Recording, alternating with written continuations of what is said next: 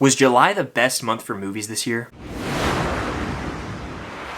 What's going on, guys? I'm Chris, and welcome back to another video. So today I'm doing a tier list ranking of all the July 2023 movie releases that I watched. I saw 6 films in theaters, so I've got some fun little tiers kind of spicing it up for this ranking. But before I get into this thing, be sure to hit that like button, comment down below your favorite July 2023 movie that you saw, subscribe to that notification bell to help reach my goal of 85,000 subscribers here on the channel, and check out my Patreon link down below. Your support goes a long way over there. Alright, so let's go ahead and dive right into these tiers. Alright, so the tiers I have are the best, really good, solid, meh, and the worst. Again, I have 6 July 2023 releases to talk about here. They're fully randomized. Alright, so starting us off, we've got Disney's Haunted Mansion. This movie came out this weekend, actually. This movie is based on the beloved ride from the Disney parks, specifically the Disneyland version of the ride, which is the original. I enjoyed this movie. It was not perfect. It was far from it, actually. It's pretty flawed. The opening of the film took a while to really hook me. It had surprising comedy that worked for me, and some performances that really stunned me. Like, I was shook with how good Lakeith really was in this movie. The movie was a solid watch, but if I have to place it in a tier, I think I'm actually gonna go meh.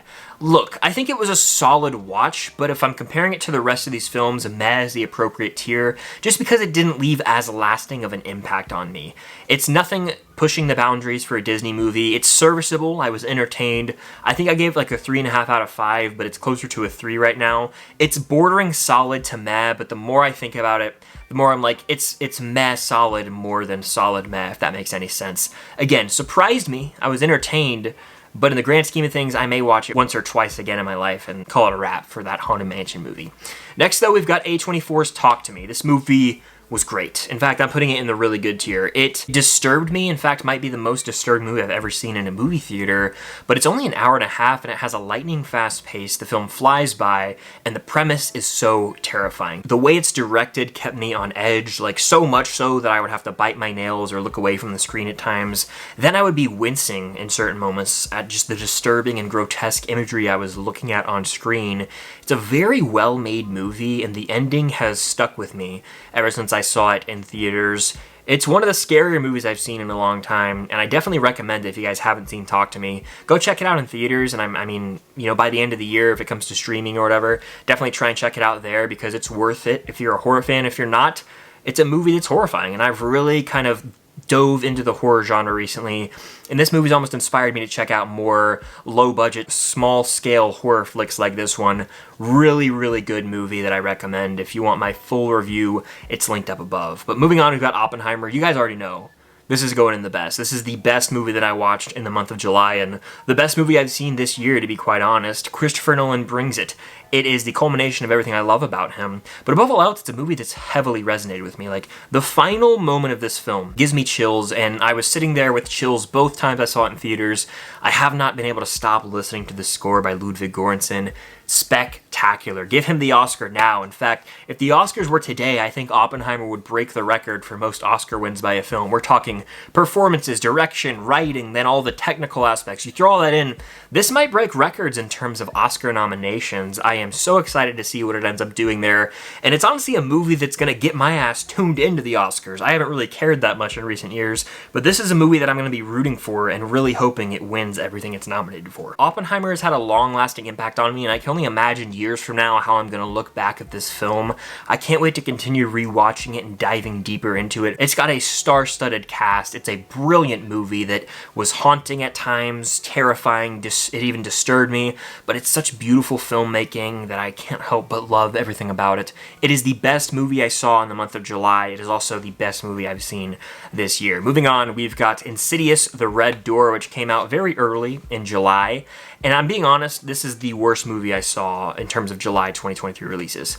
Didn't hate it. I thought that it was, you know, serviceable, but it was really disappointing and the tamest Insidious film in terms of scares. Patrick Wilson made his directorial debut here, and don't get me wrong, he showed a lot of promise, but he's no James Wan, and that's what's been missing ever since the first 2 Insidious films. The movie started out strong, but then it was all over the place. It abandoned the family dynamic that I love about the first 2 Insidious films, and almost became Dalton off at college exploring his life, and then this family drama behind the scenes with Patrick Wilson's character Josh.